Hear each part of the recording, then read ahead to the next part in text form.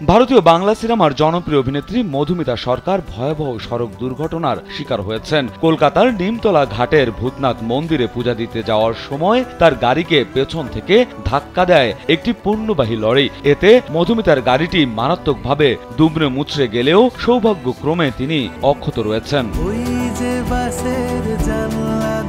গণমাধ্যমের প্রতিবেদন অনুযায়ী দুর্ঘটনার সময় মধুমিতা গাড়ির চালকের ঠিক পেছনে বসেছিলেন। গাড়ির যে পাশে তিনি বসেছিলেন সেখানেই লরিটি ধাক্কা দেয়। সোমবার এক ভিডিও বার্তায় মধুমিতা বলেন, আমি পূজা দিতে যাচ্ছিলাম ভূতনাথ মন্দিরে, হঠাৎ পণ্যবাহী লরিটি এসে ধাক্কা দেয়। লরির চালক পালানোর চেষ্টা করলেও তাকে আটকানো হয়। আমি গাড়ি থেকে নেমে মোবাইল ফোনে ঘটনাটি রেকর্ড করি। এরই মধ্যে পুলিশ এসে যায়। স্যান্ডেলিনা সো, রূপচর্চায় আভিজাত্য।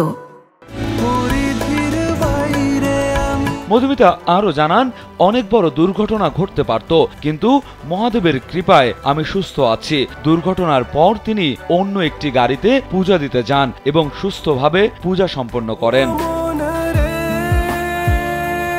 পশ্চিমবঙ্গের স্টার জলসার জনপ্রিয় সিরিয়াল বোঝে না সে বোঝে নায় পাখি চরিত্রে অভিনয়ের মাধ্যমে ব্যাপক পরিচিতি পান মধুমিতা সরকার। শুধু ভারতেই নয়, বাংলাদেশের দর্শকদের কাছেও বিশেষভাবে জনপ্রিয় এই অভিনেত্রী। রাজু আহমেদ, কালবেলা।